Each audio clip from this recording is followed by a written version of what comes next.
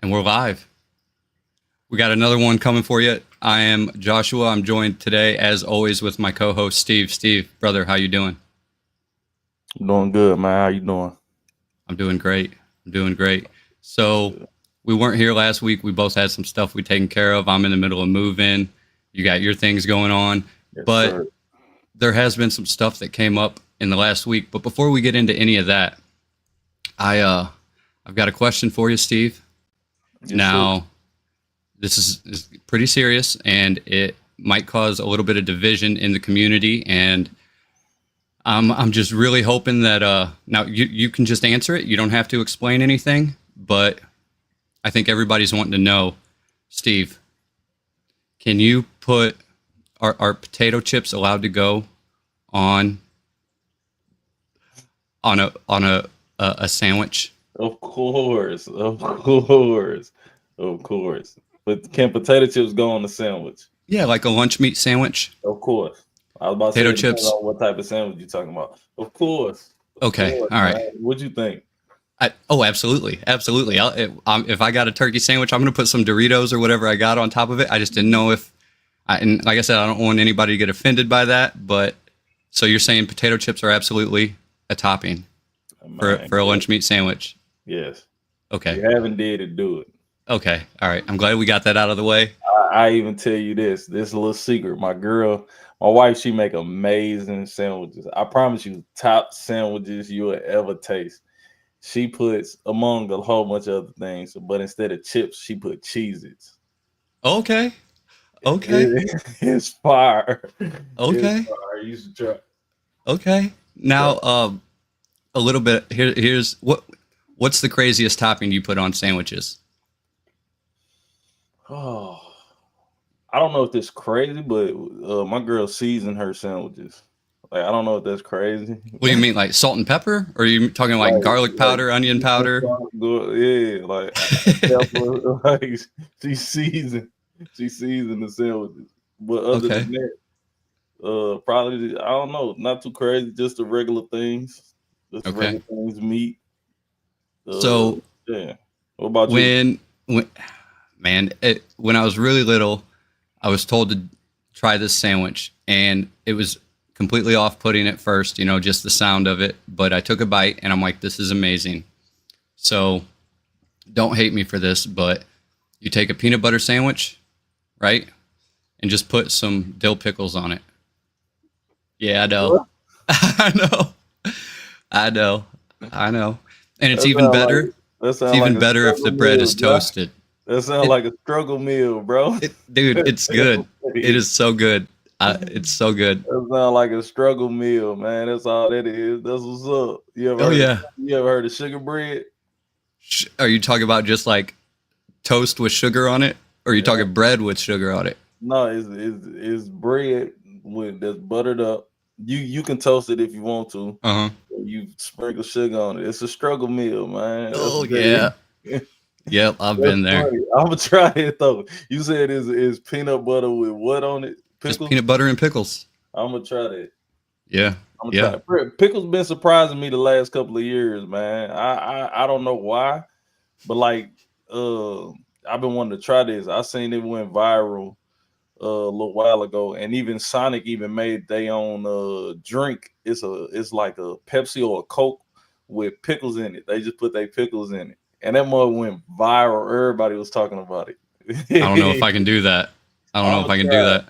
I'm gonna try it. I, I speaking of drinks, I don't know if this is just a country thing or what, but growing up, I had an uncle that would uh like get a bottle of like Pepsi and pour peanuts in it and drink. Yeah, like salted peanuts and drink that and I like ain't chew on the never heard peanuts when they got in his mouth. I'm like, no, I ain't thank you. never heard that. I ain't never So heard that. how about chips in ramen noodles? Never did that. Oh, oh, Yeah, never did that. oh yeah. No, that's another one. That's another one. Chips and Chips ramen and ramen noodles. noodles. In ramen noodles, they get Yeah, yeah. soggy though, don't they? Oh, you okay? So I make mine dry. I pour out all the water after I Oh make the ramen no. noodles. Oh I don't leave it no. soupy. You gotta leave a little bit of water, bro, because you gotta drink it at the end. They got all the Oh seeds no, in it. no. If there's enough to drink at the end, then I made him wrong. I definitely made him wrong. There's enough to drink at the end. Yeah, no, Just a no, little bit, man. no. You pour that water out. You pop in some butter in there, mix it up real good. Do you crush your ramen noodles? But I know people that do. Okay. Yeah, no, I put the whole brick in there. Yeah, okay. And then pour that water out, put some butter in there, get that butter nice and melted, put your seasoning in there, boom, boom, boom. You know, and depending on how much you want to go, you can put some cheese on there, some chips in there, whatever, you know? Yeah. Oh, yeah. I'm with you with the cheese. Oh, man. Cool. So last time we were here, we talked about some Twitch streamers, didn't we? Yep. Oh yeah, that reminded me. So not to cut you off. So remember I said this past one, he turned down Casanat turned down a deal with Nike because they didn't want him to say Jesus. His first marathon, where he didn't even have a lot of money, he turned down remember I said it was a $60 million deal, but I couldn't remember what it was. It was a gambling deal. It was to advertise gambling to his audience, and he said no. Man, and people are out here accepting $7,000 a post from Israel, and this guy turned down millions of dollars from a gambling website. That's admirable. That's very admirable. But in others, I guess Twitch news, it's been popping up all over Reddit the day it happened. You know that Hassan Piker? Oh man, he's someone who's, I guess he's on Twitch all the time. I see his stuff popping up on Reddit. I don't want to say anything bad about him, but if we went to school together, we would not have been friends. You know, I don't know how else to say it. He's not really my speed of person, and he doesn't really have a whole lot of things that I can agree with what he says. I mean, obviously, there's, you know, you listen to someone long enough, you're going to agree with something they say, right? But let me see if I can share this real quick. So this week, he popped up all over Reddit because, I wish I could remember which one has the audio. I'm going to share this. Let me know if you get the audio on it after I press play. Sure. So this here's on Reddit. And let's see here. I'm going to press play here. Oh, we need some audio. You got audio? No, sir. Okay. All right. Wrong. Yeah, it is. Let me bring this down.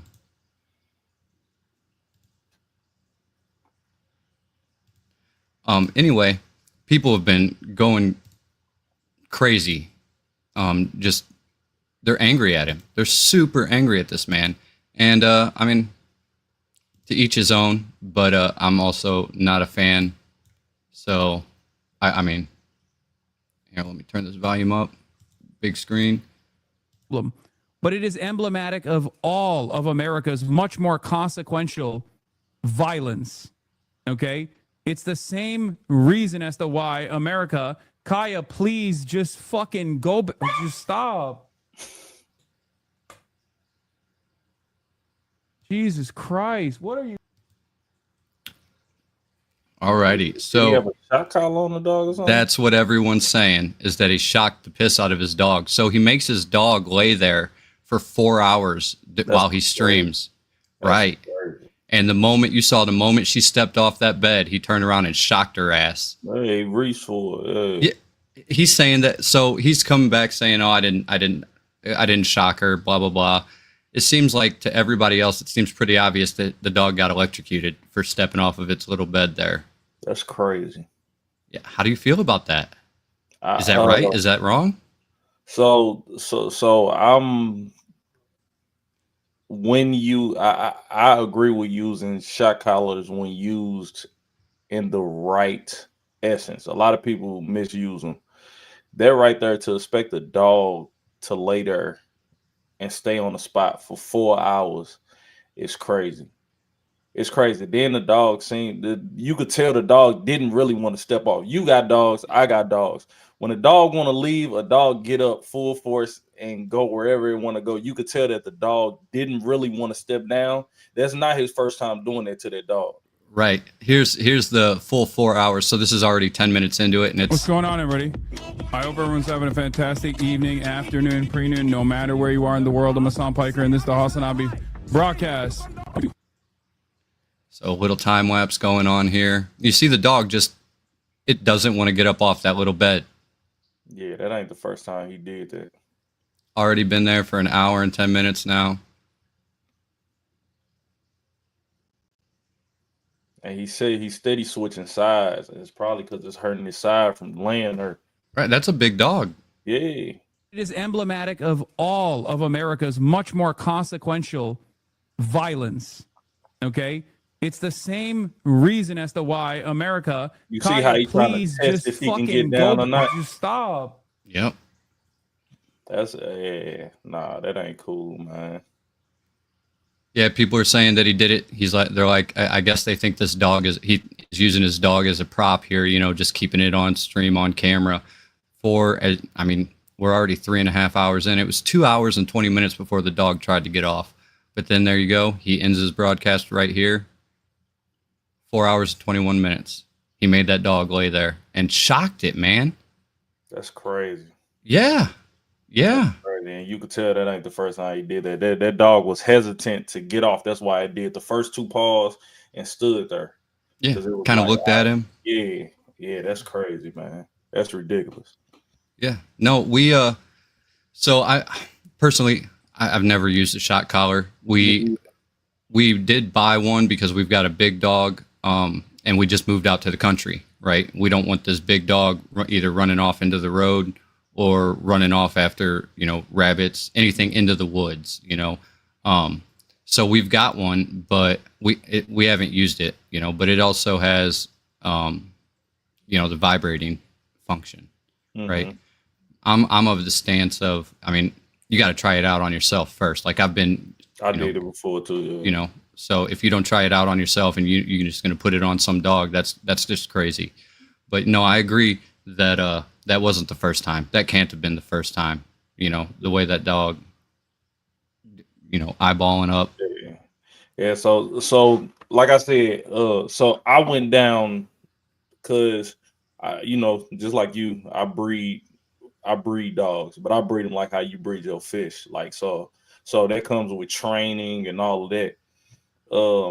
And I studied different trainers. One of the trainers that I studied never had to use, thank God, but one of the studies that I trained was shot collars. My partner had a shot collar for his dog. I used it just like you, just because I just like doing stuff like that. But I tried it. I think it's good for redirecting dogs, not training the dog for something, but redirecting dogs, like older dogs and stuff like that. But for a situation like that, absolutely not. Yeah, absolutely not, bro. That's crazy. That's outrageous. I wouldn't even expect my dog to sit at a spot for that long, nowhere near that long. No bathroom breaks, no going to get a drink, no nothing. You know how hard it is for us to sit for 4 hours? Oh yeah. Sit in place for 4 hours. Yeah. That's crazy, man. Take a road trip with your family and you'll figure out how hard it is for your kids. Yeah. You'll have to stop at every other rest stop for them to get out and run around, go to the bathroom, all that. And to make it, just to make a dog do. These are people. These are children. You can talk to them. Communicate with them. They can speak back. They can tell you what they want. But to do it to an animal like that, is it abusive? Is it borderline abusive? What is it? People use that abuse word loosely. I wouldn't say it's abuse, but if he would do that on camera, that make me question on what he do off the camera.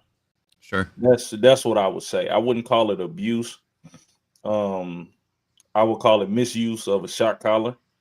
I don't think it's right, but to call it abuse, where's the threshold for abuse? It depends on, what about you? What would you call it? Man, it's hard. It's hard because, I mean, you've seen how scared the dog was. Mhm. That dog seems like it has been abused, right? Exactly. So it's hard for me to say, did I witness abuse just now?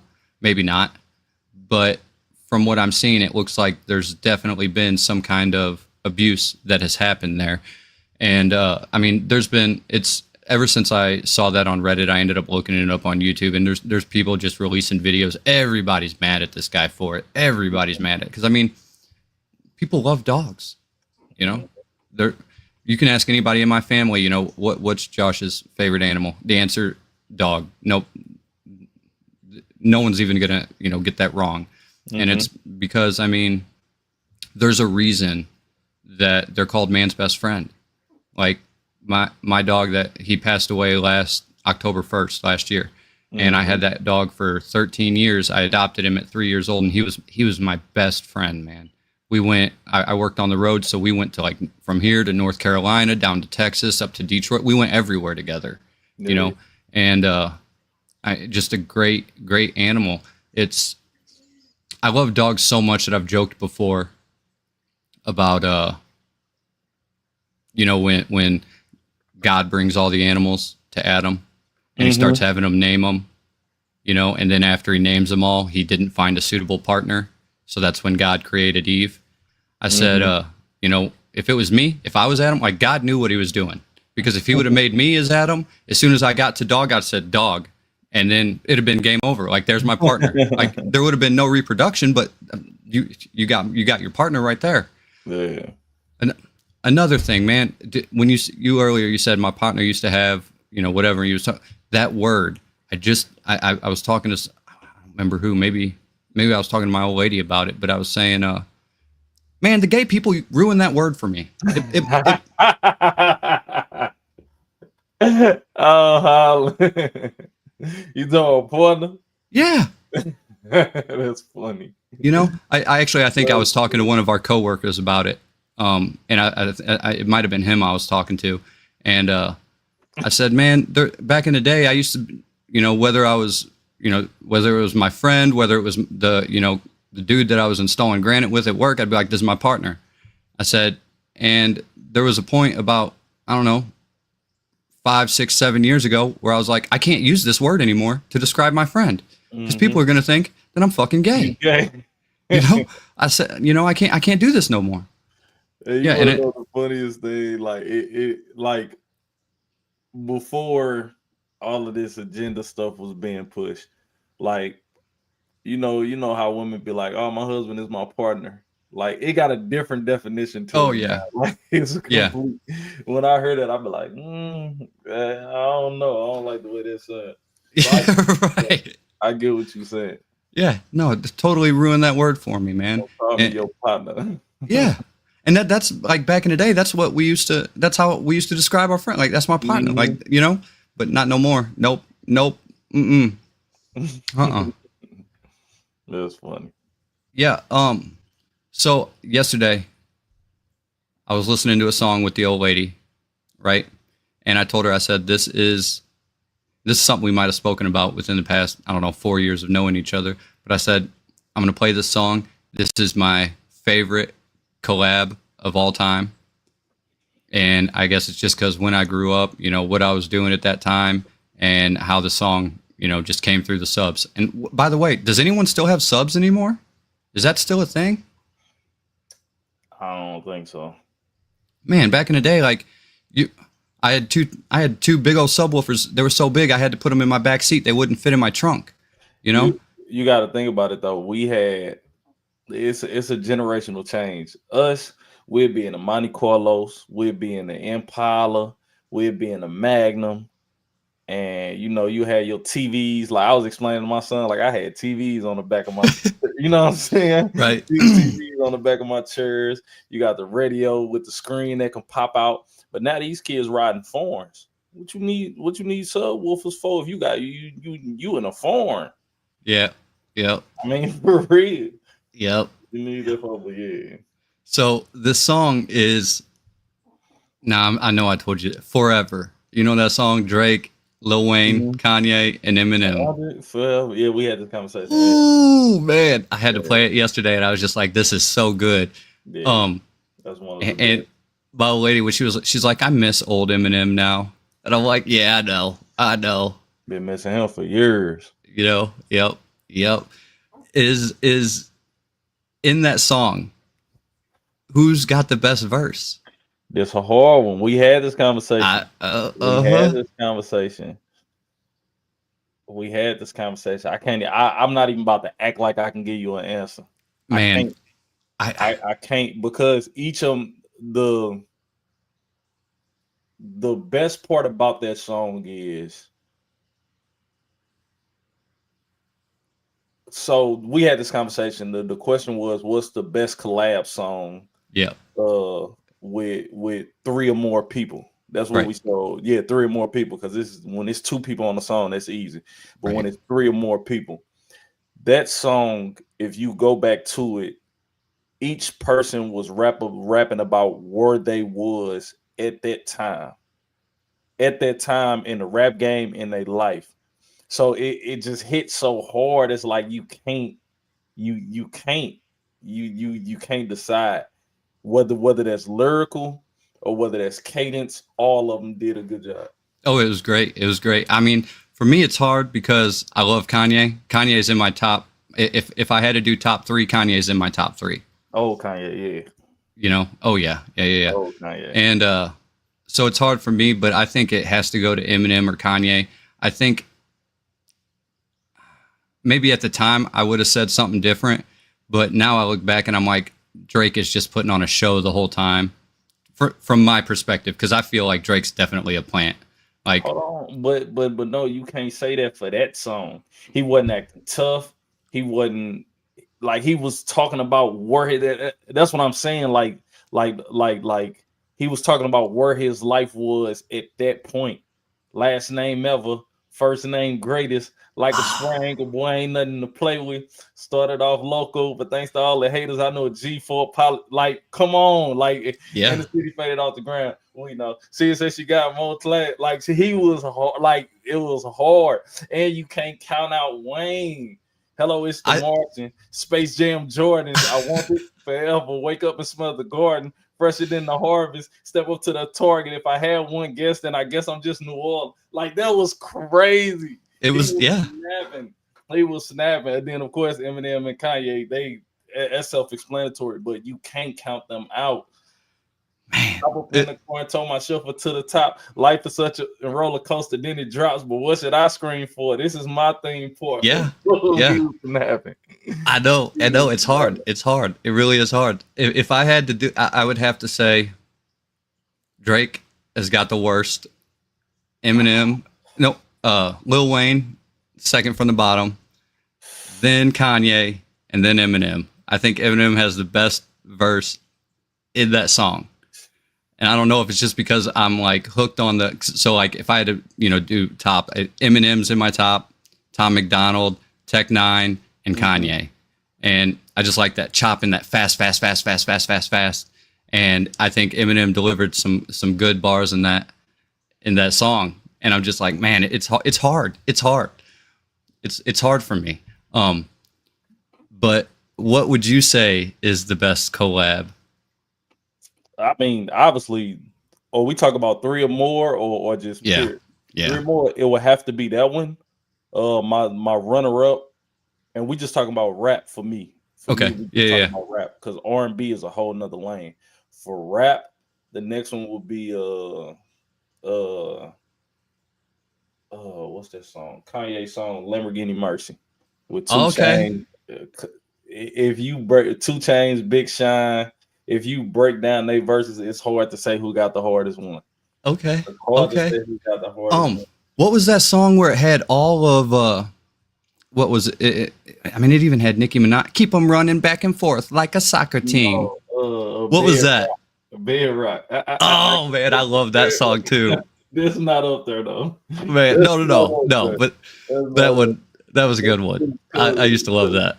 Because to me, Tiger clearly had the best verse. Okay. Tiger clearly had the best verse. If you listen to the Tiger, I want to say this: Tiger don't get the credit he deserved. Period. Tiger don't get the credit he deserved. Yo, of course he eventually started making music for the parties and stuff like that. But if you listen to the stuff he was saying compared to everybody else in Young Money at that time, Tiger, whenever they was on songs all together, Tiger would kill it. Okay. And is it true that if we just put Drake on every singing a hook on every what do they say? All we need is Drake. All right, if we put Drake on every hook. Yeah. Listen to my theory. Lil Wayne is a great rapper, right? Lil Wayne cannot make songs. Okay. I asked this to the biggest Lil Wayne fan I know.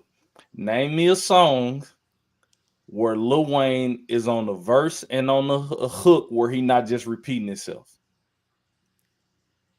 Any of his hottest songs. Go DJ, cause that my DJ. Go every hot song he got where he on the course, he's just repeating it. Stunning like my daddy. I'm just stunning like my daddy. He repeating himself. That's a killer too, right there.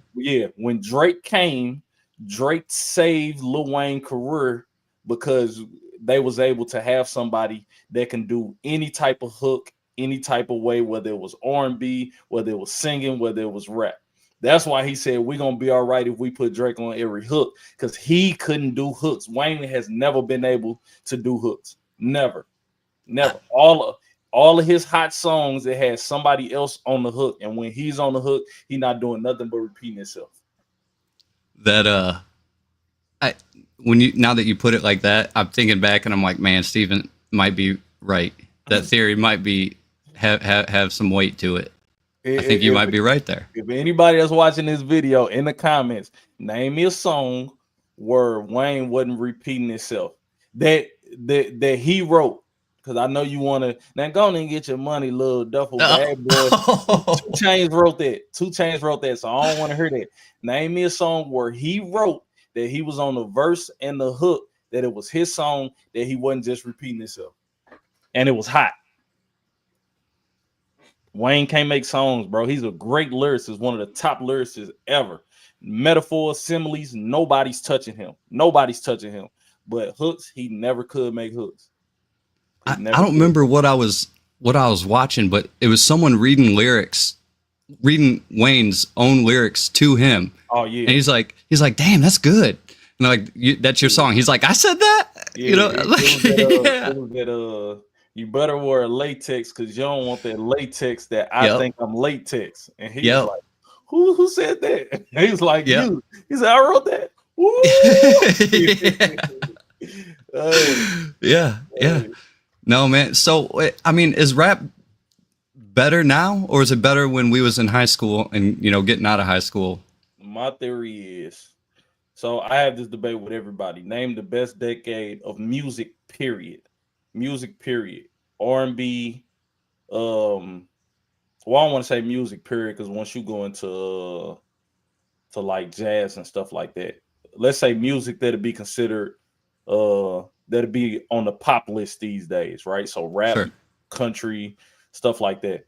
The best decade to me is between, I say, 97 to 2007 or 98 to 2008. That'd be the best decade. Okay. No, I agree with that. Decade. And my argument is because I had this debate with a whole bunch of guys at work.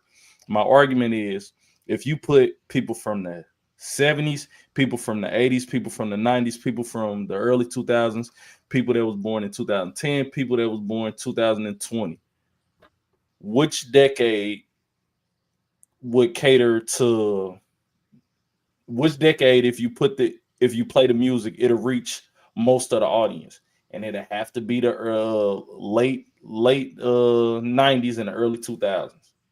I agree. Does Will Smith fall in there anywhere? Absolutely. I don't want to say absolutely not. You remember that Welcome? I used to play that album going to sleep. For real? Dude, I So, would be like so, 8, 9 years old. so I had it's that on my CD player. okay. I'm about to let you into black culture for a minute, right? So it's this unspoken thing that happens, right? So if it's an all white club, right, and a black person come in, the DJ plays 2 songs. when he see that black person, he played 2 songs. I'm gonna ask you, what do you think them 2 songs are? I wouldn't even begin to be able to guess, but I'm guessing Will Smith is gonna fall on there. Will Smith get jiggy with it. No. I'll say 2 songs or a person. Her. Where we at? Her. They gonna play a Nelly song, some type of Nelly song. They gonna play Will Smith get jiggy with it, or they gonna play Country This Grammar. Is How We Do Oh. It. They gonna play either one of them, bro. Every time, it never fails, bro. It never fails. As soon as they see the black person, they be like, the DJ gonna drop it. So it's funny that you said Will Smith. That's hilarious, kid. Man, I mean, you remember that movie Wild Wild West? Come on, of course. Man, that wicked wild Wild West. I mean, I loved that song so much, man. I loved it. I mean, Will Smith got hits. He's Will Smith. Was that a joke about him hitting Chris Rock? What you mean? Oh no. I was just saying he got hits, but we don't hold him up there in the rap community. Because let's be real, theme songs. Come on, here comes the man in black. Hard. That's what I like. He got hits, but it's Will Smith, man. It's Will Smith. And even if you go down his catalog, like there's no need to argue. Parents just don't understand. That's all. Man, hard, bro. That's always hard, but it just don't. We don't hold them up there, but we don't really hold actors that turn into music. We don't really hold them up there, and they be having hits. Like for instance, my girl like to party all the time. Party, you know what that is? Eddie Murphy. Hit song. Really? Hit song. If you look that song up, that song is a hit. My girl little 40 at a time. Eddie Murphy, bro. Man. No, I didn't even know he had any songs. That's crazy. He actually dropped a hit album. And I think, if I'm not mistaken, I think I watched the interview of how that came about.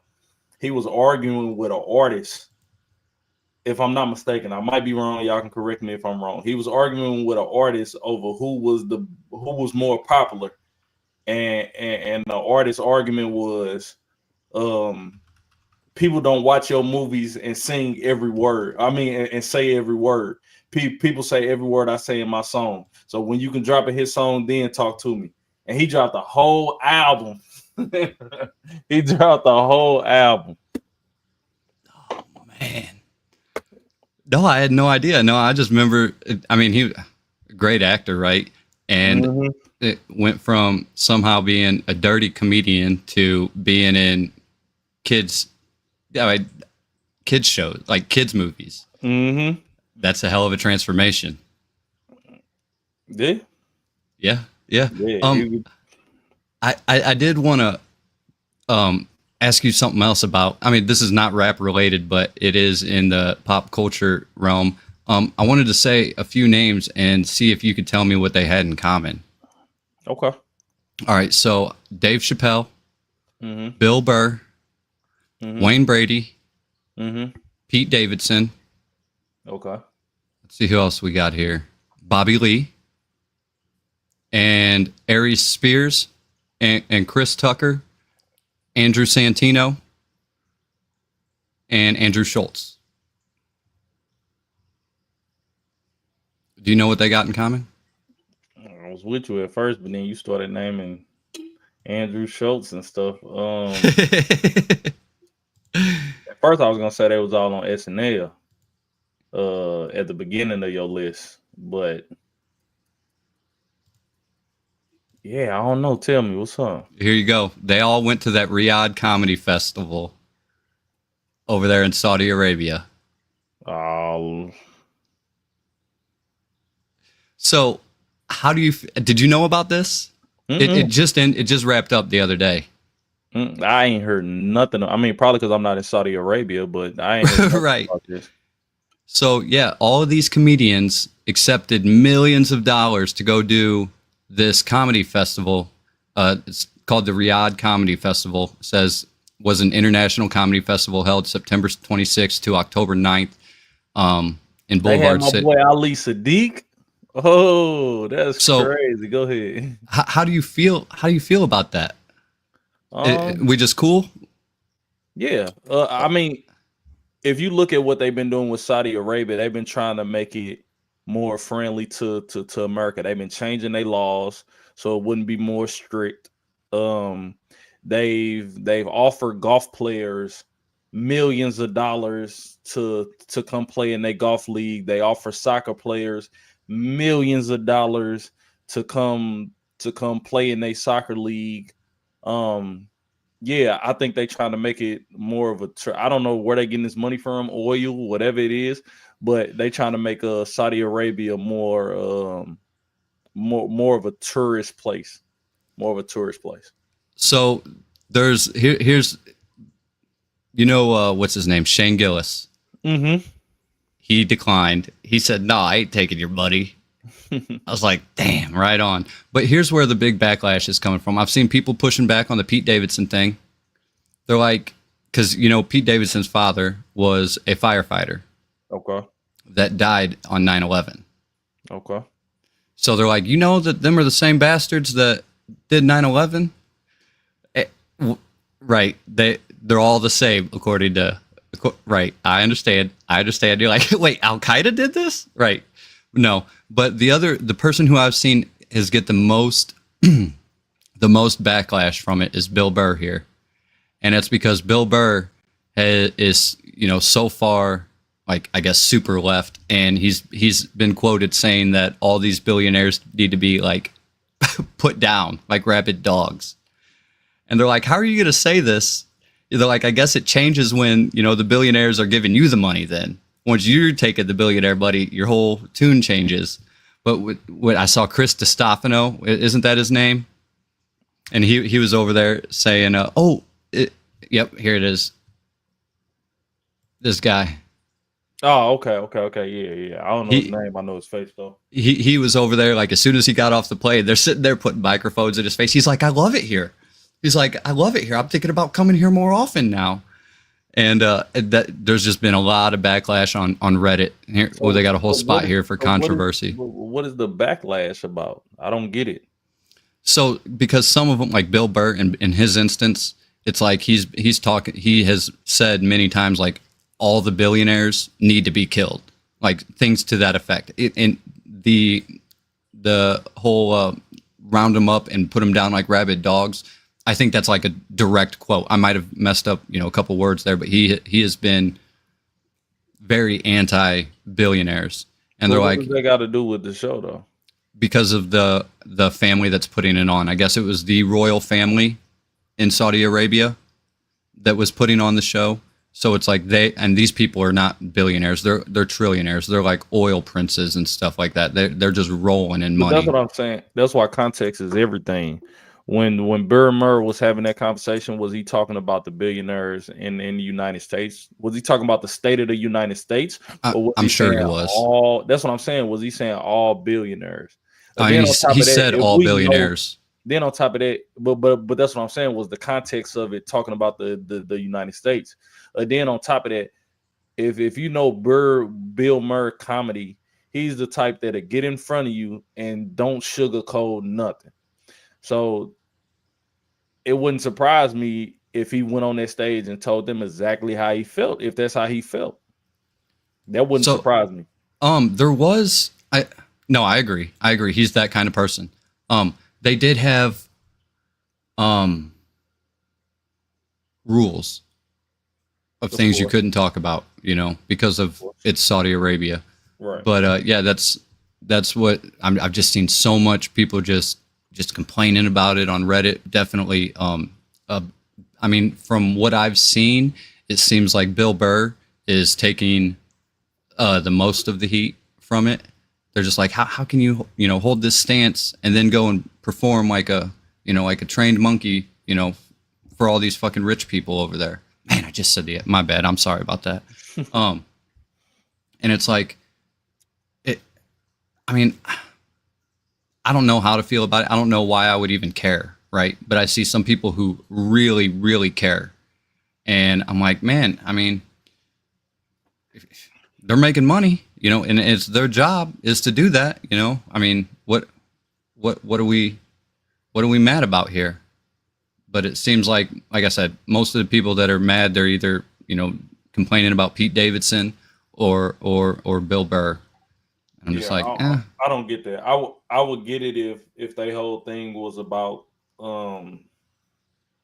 free speech. Then they went over there and accepting guidelines of what they could and what they couldn't talk about. Then I would understand. Like, for instance, Andrew Schultz, his first big special, he dropped it independent, but it was supposed to be dropped on Netflix. Netflix cut it off because, well, they gave him an ultimatum: either cut some of his stuff off or they was going to turn down their deal. So he paid them the money that they've invested in him and dropped it himself, ended up making way more than what he invested into it.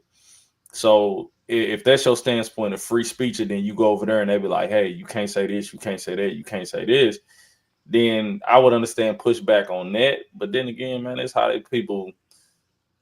that's how they feed their family. Like, who are we to say whatever? Oh, no. We go to jobs and we clock in the jobs. We on YouTube where it's stuff that we can't talk about, that we don't talk about, that we want to talk about, or we feel a certain way. Come on, bro. You can't. Yeah, that's crazy.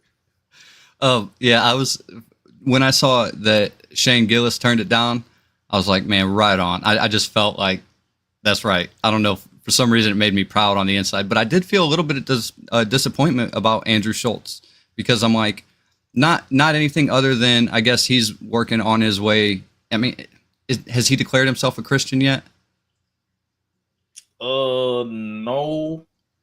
No, I don't think he is a Christian. I thought from watching this podcast, right, he had a pastor on there. I forgot the pastor's name. He had a person that, well, I don't want to call him a pastor, but a person that preached the word on there. And Andrew Schultz was basically like giving them pushback on the Bible, but not at a negative standpoint, like really asking questions so he can understand the Bible more. Mm-hmm. And towards the end, Andrew was like, you answering these questions, helping me to, basically, I'm saying it in my own terms, gain an understanding. Basically, he didn't say whether he was a follower of the Bible, but he just seemed like he was a person that wanted more information. Gotcha. So I don't watch his show a whole bunch, but I did see. Are you talking about the episode with Wes Huff? I think, yep. That's okay. It, yeah. Because so that's the episode I did see, and to me it seemed like he was leaning towards more of like the orthodoxy, like the Eastern Orthodoxy. So I thought maybe he was going that direction. But before that, I thought he wore one of those little tiny hats on his head. Until I saw that episode, and then I'm like, nah, maybe he is, because he's like, so are you saying the orthodoxy is correct, versus Protestantism and Catholicism and all that? And I'm like, maybe he's an Orthodox Christian, but I don't know. And I guess I had in my head that he was a Christian. That's why I was like, man, what are you going over there if you ain't spreading the word? Because that if you start getting up there and saying what the truth, but again, he's a comedian, so I'm sure he just went over there and made everybody laugh and all that. But it just wrapped up. It says 3 days ago, and I guess all them people made millions and millions of dollars, and good on them. They're going to bring that money back to America and spend it, hopefully, but who knows? But so in this last week, though, last time we talked about the precious metals market, yes, and sir. In this past week, we hit all-time highs. Let me go ahead and share this screen so you can see what I'm looking at over here. And that is silver just hit $50 an ounce. Jeez. The highest price in 4 decades. It doubled in 2 weeks. Dude, So no, well, so last week it was like 46, I think. Oh, it's 40. So I thought it was 20 But something. so no, that was the beginning of the year. So Okay, the yeah. beginning of the year it was at 28 and 90 ish, you know, and just from there to here, yeah, we're at $50 an ounce, and this is the highest it's ever been since 1980 when the Hunt brothers cornered the markets. It's a whole rabbit hole to get into there, but myself, and again, I'm just some guy who likes to buy silver, Mm-hmm. but I don't think there's going to be any stopping it right now. And that's, you know, when what we're looking at is adjusting for inflation. So like if you adjust for inflation and, you know, take this to $1980 spending power, the high would be like $150. So we haven't even hit that yet. But this week also gold hit an all-time high, and it went, I don't know where it's at today, but it went over $4,000 for an ounce. Yeah, An ounce. God. an ounce. And I mean, if you hold an ounce of gold in your hand, it's so tiny. It's so tiny. Like if you hold a gram of gold in your hand, you look at it and you're like, what is this? But that's well over $100 now. Well over $100 for this, and it looks like this tiny little peasant piece of gold. And it's just crazy when you compare that to our dollar, where everything's going. But That's crazy, Josh. it truly is, yeah. And in the silver market right now, there's a paper market, which is what's traded, you know, silver futures.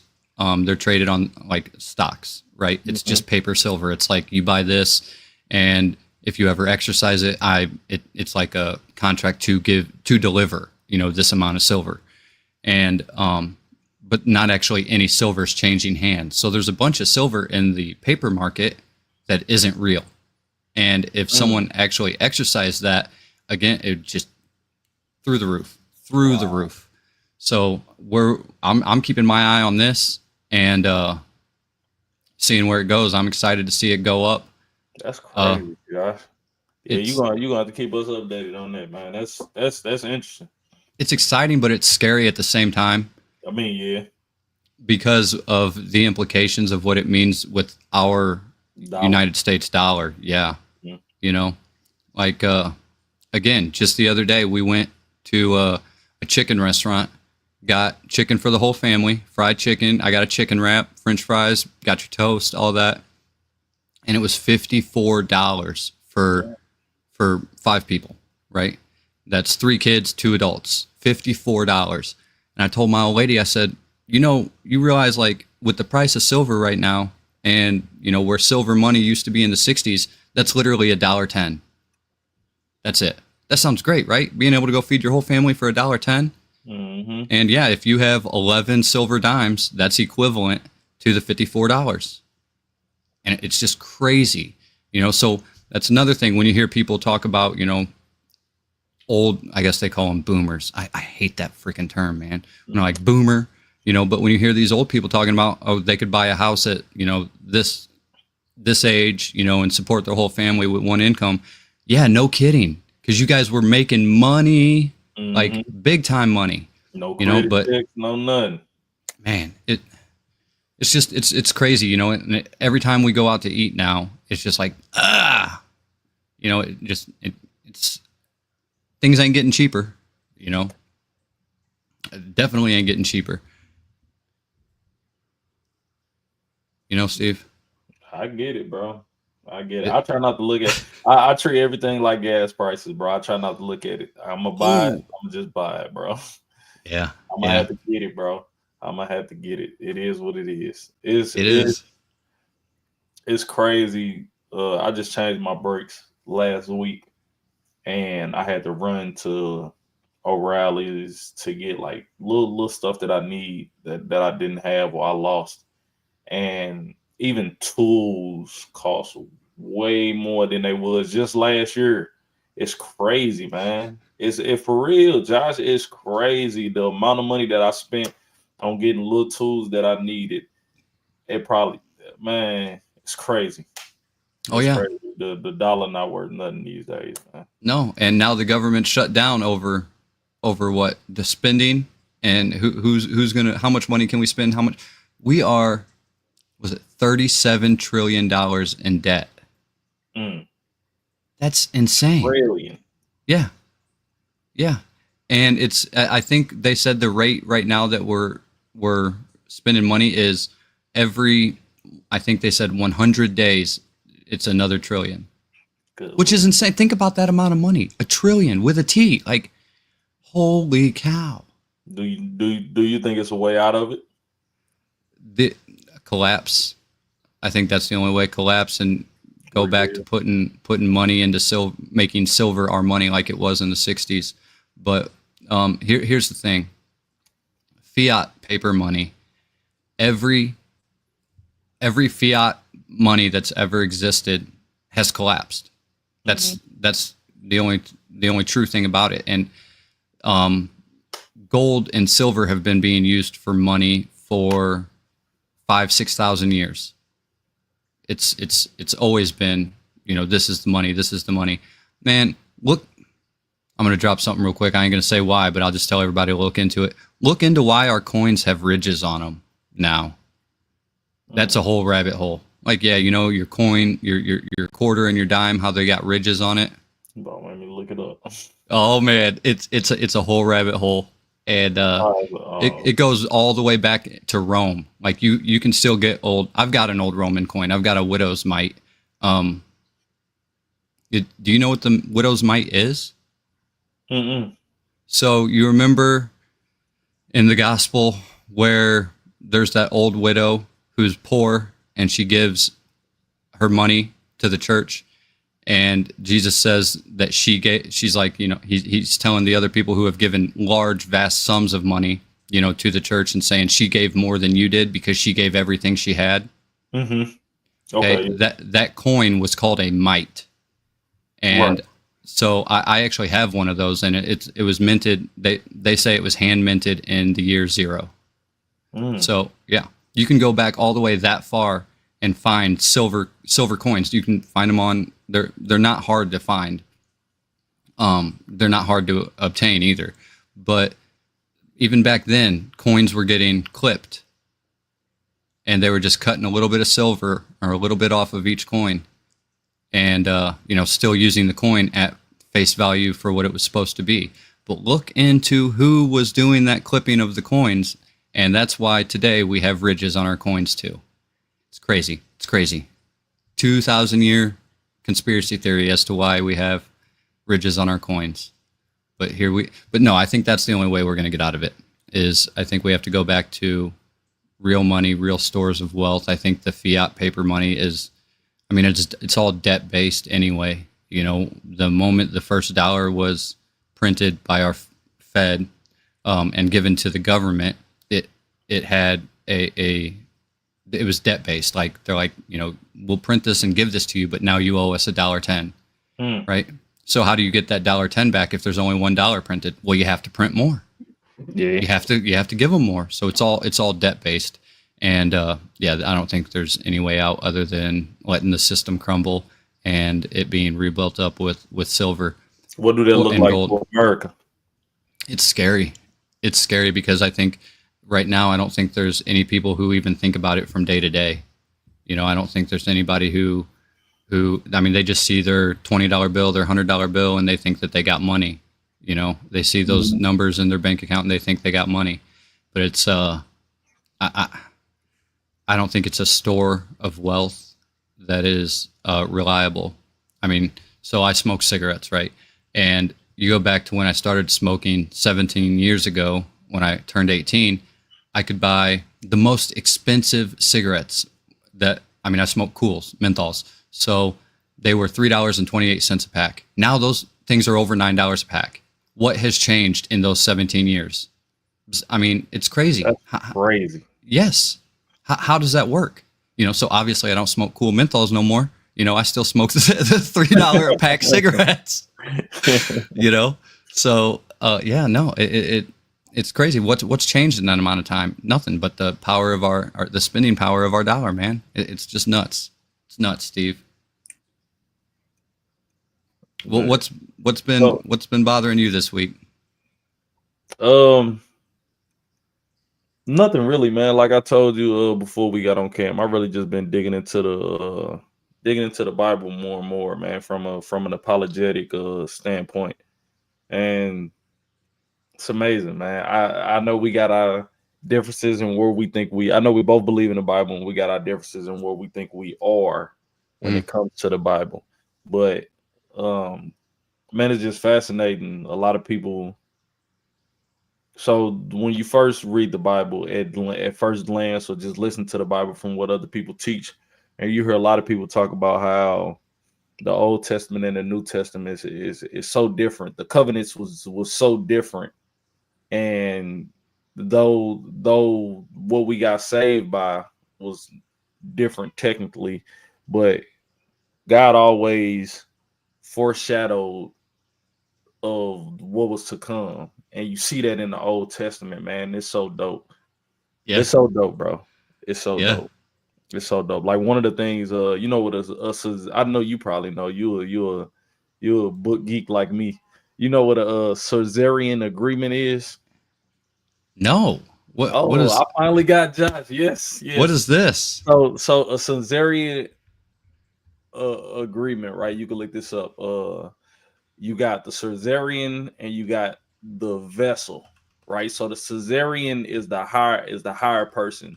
So like say for instance, if you got land, you got food and stuff like that, and I wanna come in there, so you will be the Caesarean, I will be the vessel, right? Um so you will be offering me land, protection, whatever it may be, and me the vessel, I will be basically giving my alliance to you and whatever to you, right? Okay. So one of the things that they did was they would grab, this might sound familiar to you, they would grab a lamb, or they would grab a lamb, or they would grab a sheep, some type of innocent animal, cut it in half, place it on both sides of the aisle, which is where we got the whole bride walking down the aisle thing, right? You notice that it's not a big thing for the husband or the groom to walk down the aisle. The groom is already down there, and it's a big thing when the wife walk down the aisle. In that situation, the husband will be the Caesarean, and the wife will be the vessel. The wife has to accept the offering of the groom. This sounds familiar because in the Bible, Abraham did this with God. This when God came to Abraham and gave him the covenant. But okay, so when this happens, the vessel is the one that walks down the aisle, like the bride, right? The one that's accepting the offer. And one of the reasons why they walking down the aisle is because they walk down the aisle because if I break this agreement, then I will be like these animals that lay beside me, right? I will die for breaking this agreement. But if you notice, in the Bible, Abraham, after splitting the lamb, splitting the sheep, and placed on the side, he was placed to sleep. And God came down and walked down that aisle. Oof. Exactly. Foreseeing that for them breaking the covenant, he'll die. Yeah. That's crazy, ain't it? Oof. Ain't that crazy, bro? Ain't that crazy, man? Whew. Wow. Yeah, that's crazy. No, every time you read it, you learn more. And that's what it's crazy that there's so much knowledge and information right there. Yeah. And that you read it, you think you know it, you read it again, and you're like, how did I not get this last time? It's like hearing a good rap verse, like we used to talk about music. Yeah. Like hearing a good rap verse. Yeah. Straight yeah. up. No, wow. That's amazing. Abraham was supposed to be the one that walked down. God put him to sleep, and I came down and walked himself. Yeah. That's crazy, man. It is. And it's so there's a group of people who deny that that's the same book still today, and they still only read the old covenant, and I'm not going to say who they are, but It's so crazy. How can you guys not see the connections here? How can you not see the prophecy all the way back? Mm-hmm. Oh wow. Mm-hmm. Wow. No, that was unexpected. I didn't think I was going to be hearing that today. Man, it's a whole bunch of stuff that I've been looking into, man. That just been, yeah, man. The Bible is amazing, bro. And people that read the Old Testament and read the New, if you read the Old Testament, bro, it points to the New Testament, and if It you does. read the New Testament, it points right back to the Old Testament, bro. Right. If you don't see that, you just not trying to. You just don't want to, and that's Yeah. okay. That's okay for you, but if you look at it from an unbiased standpoint, bro, the Old Testament points to the New Testament and the New Testament points back to the Old Testament, bro. It's not a contradiction of itself. A lot of people like to say they contradict themselves. It's not a contradiction of itself, bro. It's there. Just read it. Just read it. You ain't got to believe me. Just read it. Just read it from an unbiased standpoint. Just read it. Read it and try it. I would even say read it and try to prove it wrong. You know, like when my first time going through it, I wasn't a believer, right? Mm-hmm. But when you see everything, there's the only logical conclusion is either this entire story was written by one person, right? Mm-hmm. Or everybody who wrote these books were in on it with each other. And it's like, well, how could all them authors been in on it with each other when they were spread across thousands of years? So that leads back to there's one author, and it was dictated, to all these different people who wrote down what they were being told. And not only that, they was willing to die about it. I Oh, don't yeah. know about you, Josh. I don't know about you, but if I wanted to start some fake stuff, bro, once we gonna kill you. You know what? Yeah, right. You know what? Right. I was playing. Y'all got me. Right. Y'all got me. Right. I was playing. You know what I'm saying? Like they was willing to die. All of them. Josh. Daniel got thrown in a lion's den for it. Yeah. Josh, it's people that we just talking about human nature, right? We just talking about human nature, which we talked about this our first time talking about the Bible. Bro, you have to look at people human nature. It's people that live and die by the street code. But when they get into that interrogation room, they tell. So you telling me that 12 plus men, 500 people that say they saw something was willing to die over this? That's going against human nature. Yeah. If it was false, that's going against human nature, bro. That's going against human nature. It's people that's willing to kill and die over the streets. But when they get into that interrogation room, bro, most of them turn against it because they know these rules are myth. These rules are not real. These people that knew what they saw and believed in what they saw, bro. Yeah. Yeah. It's man. I heard Wes Huff, with Wes Huff, man, he's great at apologetics, but when he's talking about, he's like, well, explain to me how 11 scared men in a top floor of a building went out, because they had just saw Jesus, be taken from them. Mm-hmm. Judas went off and did his own thing. It says he, committed suicide in some way. Mm-hmm. But it's like, how did these 11 scared men, what if it wasn't true? That'd have been the end of it. Like, these 11 men went out and spread the gospel to all of the nations, And yeah, I mean, if it, as you point out, they would have folded like origami, And instead they felt even more empowered to go do what they were. Paul, people got a lot to say about Paul. Yeah. Bro, we know what Paul used to do when he was Saul, bro. Yeah. And this man died about it. He was killed about it. He didn't die no peaceful death, old age. This man died about it, bro. Like, do you really think somebody that was tricking people, that went from killing these people, went for killing these people for this message, for spreading this message, to dying about that message? Think about that, Josh. That's against human nature, bro. That's against human nature, man. It's just so good, and So Peter, when he was killed, they told him that they were going to crucify him, and he said, "This is too great of an honor." You know, he's like, "I don't deserve it. That's too great of an honor." And I'm like, "Oh my Lord!" Just it points to one truth, and that's the only thing I can say. That's the only outcome that I can see. You know, and well, the Romans being the Romans, and they were really good at doing what they did. Like, if they crucified someone, that person was dead. Definitely dead. They did their job well. I'm not saying they were good. I'm saying they did their job well. And no, so when they said, okay, so they told Peter, he said, this is too great of an honor. They said, okay. So they turned the cross upside down and hung him upside down and did the same thing to him again. Like, damn. Like, those are some real ones, And yeah, no, like you said, if it wasn't true, it goes against human nature to die for a lie. It does. It does. Wow. That was more than I expected, especially when you hit me with the Abram thing, Yeah. Wow, Steve. That's how it got me, man. I got to wait. No, this can't be right. I got to do my research. And I'm like, oh my God, this is crazy, bro. This is crazy. It's called a Caesarean agreement.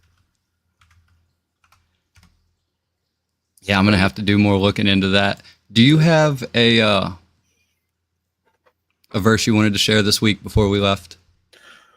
Nah, man. You got something? I can easily get a verse. That ain't nothing, but you seem like you got one ready, locked and loaded. Yeah, I got it. Let me bring it up to the screen here. And this is from one of my favorite books, and I might be biased, but I think it's a great book. But the book of Joshua. And I love this book. I think it's so great, and it's like, this man was a warrior. Like, he was about it. Like, he did not care. He knew that God had his back, and that it doesn't matter how big these giants are. It don't matter anything. I'm going to go do what my God said. So this verse I want to share today is Joshua chapter 1. It's verse 9. And it says, "Have I not commanded you? Be strong and courageous. Do not be afraid. Do not be discouraged, for the Lord your God will be with you wherever you go." And, it's something that I think that book starts and it ends very good. But, that's something my son asked me. He's 4. So he tries to, well, Dad, are you afraid of this? Kind of stuff. And I always have to tell him, no, I'm not afraid of anything. And he asks me why. And I said, because I've been commanded to not be afraid. And that's where it comes from right there. Have I not commanded you? Be strong and courageous. Do not be afraid. Do not be discouraged, for the Lord your God will be with you wherever you go. And I will say that's more true than I could even share.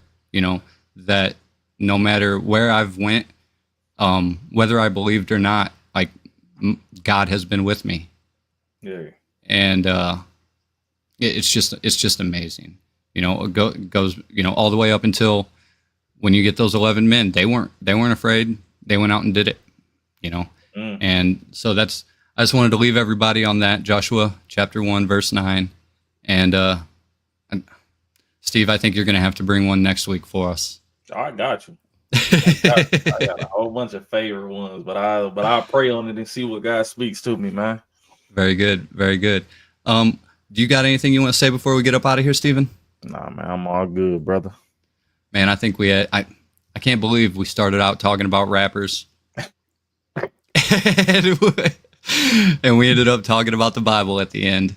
This is how our talks have always ended up, for 4 years now. That's how this started. That's how this got started, man. Yeah. So I think it's been great talk. I think that I had fun. Steve, I'm going to see you next week, brother. Yes, and sir. For everybody else, if you like it, if you don't like it, give us a thumbs up, give us thumbs down. If you think Steve's crazy for thinking chips go on on meat sandwiches, let him know. Go ahead, put it down in the comments. And until next week, you all take care of yourselves.